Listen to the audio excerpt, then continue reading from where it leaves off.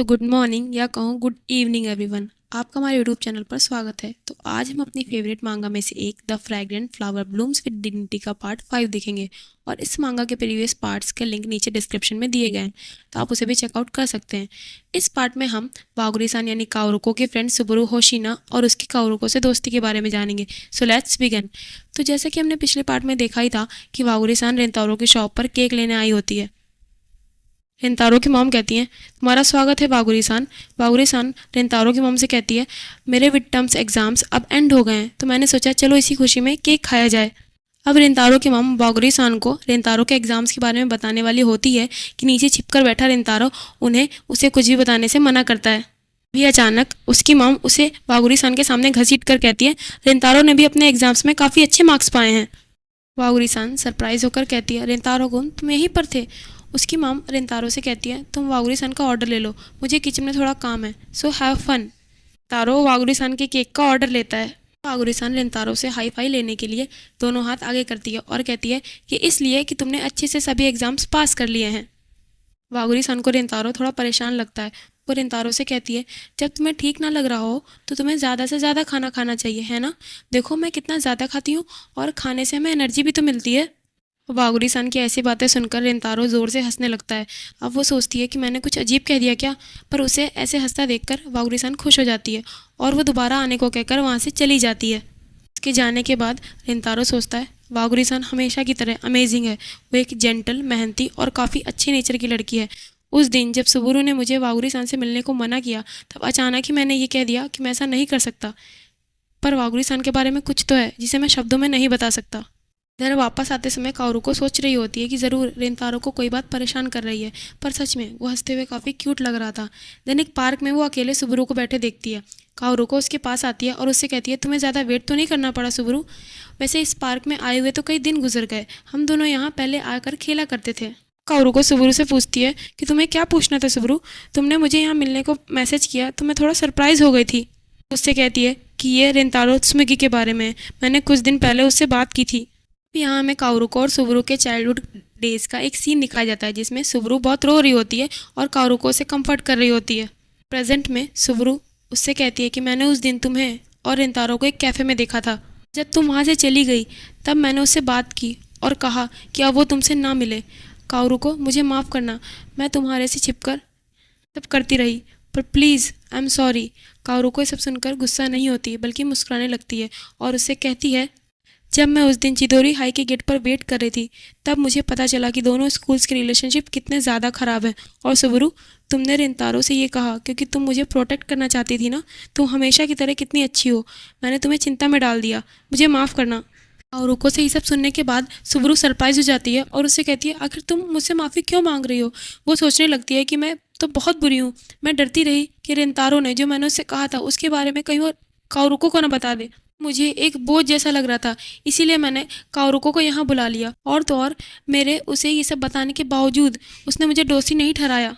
से ये बात तो साफ है कि भले ही मैंने अपना अपीयरेंस स्ट्रॉन्ग और हार्ड बना रखा है, पर अब भी मैं पहले से बिल्कुल नहीं बदली। मैं इतनी वीक हूँ कि मुझे एक बार फिर काओरुको का सहारा लेना पड़ा। ज़ोर से रोते हुए काओरुको से सॉरी बोल रही होती है कि तभी काओरुको उसके चेहरे से उसका हाथ हटाकर मुस्कुराते हुए उससे कहती है, क्यों ना हम थोड़े मज़े करें।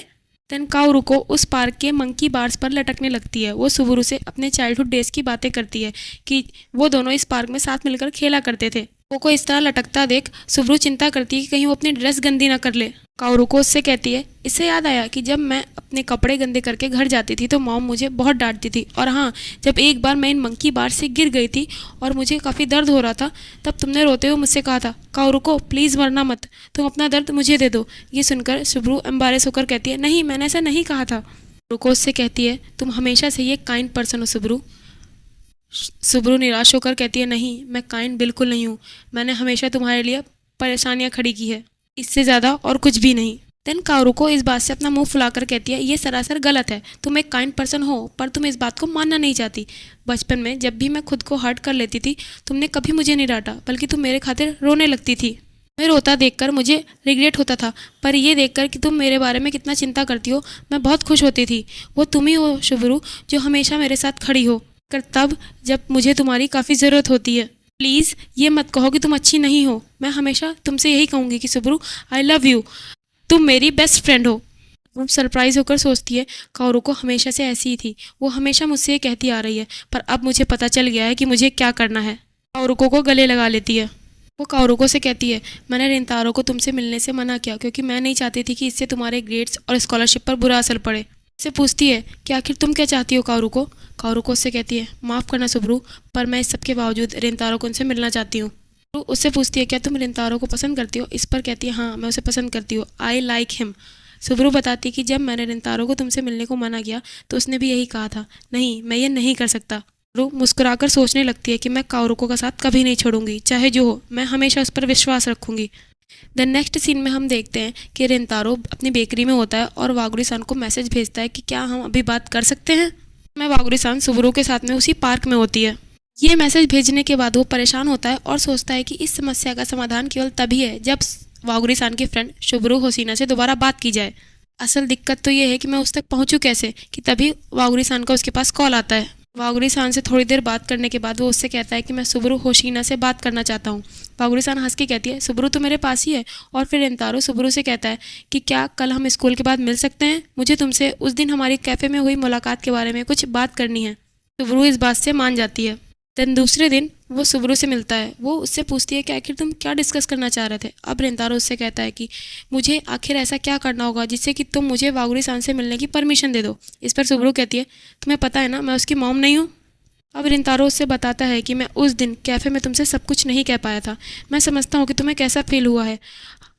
हम दोनों को ये पता है कि किकियो और चिदोरी के रिलेशनशिप बहुत ख़राब है, पर इस सब के बावजूद मैं वागुरी-सान से मिलना चाहता हूँ, तो इसीलिए मैं तुमसे पूछता हूँ कि बिना कोई परेशानी खड़ी किए मैं उनसे कैसे मिल सकता हूँ।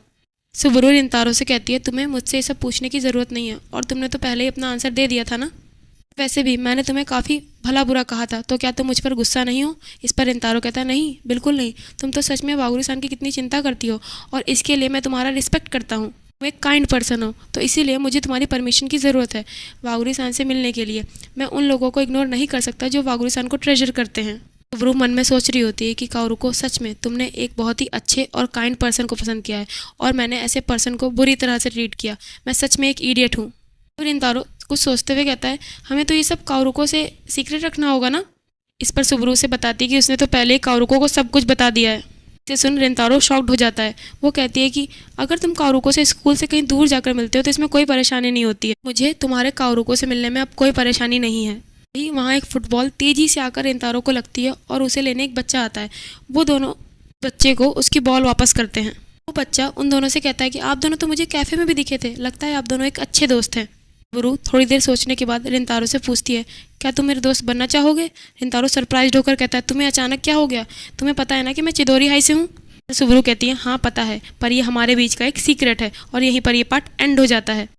तो आगे की स्टोरी हम नेक्स्ट पार्ट में कवर करेंगे कि ये किकियो और चिदोरी हाई के स्टूडेंट्स की फ्रेंडशिप कैसे आगे बढ़ती है और रिंतारो आखिर कब तक ये सब अपने दोस्तों से छिपा पाता है। तो तब तक के लिए गुड बाय।